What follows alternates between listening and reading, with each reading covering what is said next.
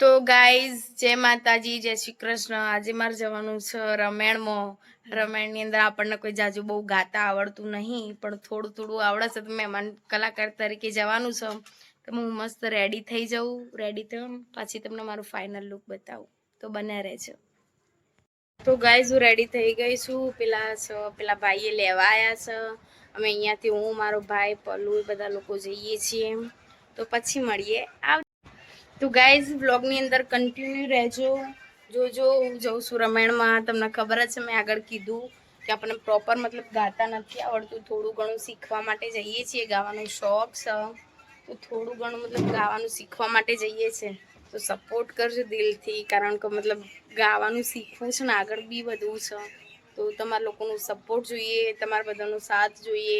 એના વગર કંઈ પોસિબલ જ નથી। તો પ્લીઝ મને સપોર્ટ કરજો। પછી મળીએ। તો ગાઈઝ જો આજનું મારું લુક, આ રીતનું ટોપ પહેર્યું છું મેં।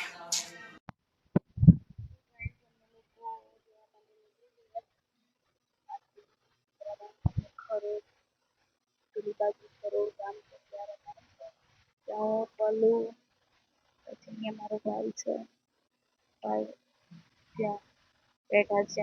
ત્રણેય ઘરેથી નાના ભાઈ લેવાયા છે ગાડી। અમે બધા લોકો જઈએ છીએ રમેણમાં। તો જોડાયેલા રહેજો।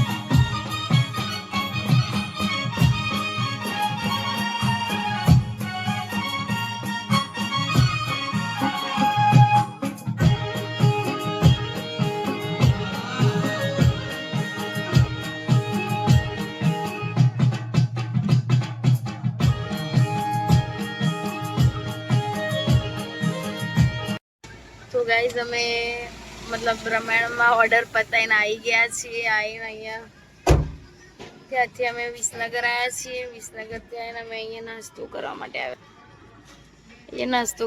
આવ્યા છીએ। વિસનગરમાં છે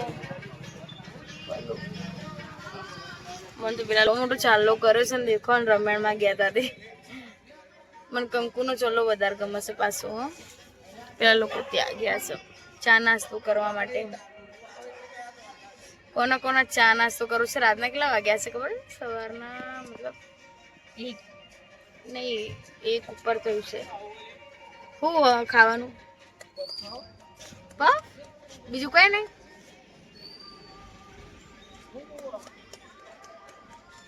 પફ ખાવ છે એમ કે છે, તો ખાઉં। પફ ખાવાના છીએ ગાઈઝ અમે। લાઈટ કર નો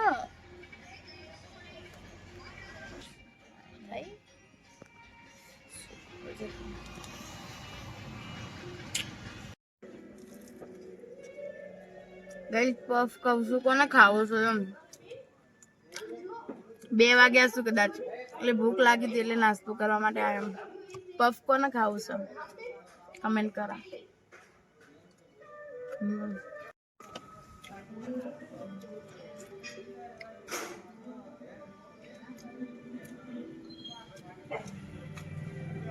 લાલ ચટણી લેવી હતી મેં। મને સોસ લેવું।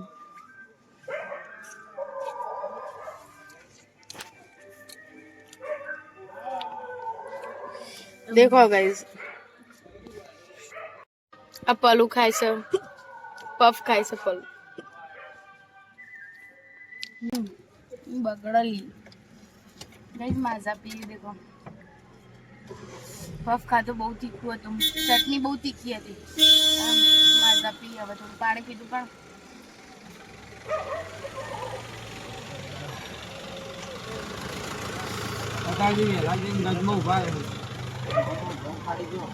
આટલા વેલા આ પોલીસની ગાડી નહીં જોજો તો હવે મળીએ આવતા વ્લોગમાં. હો બાય, જય માતાજી.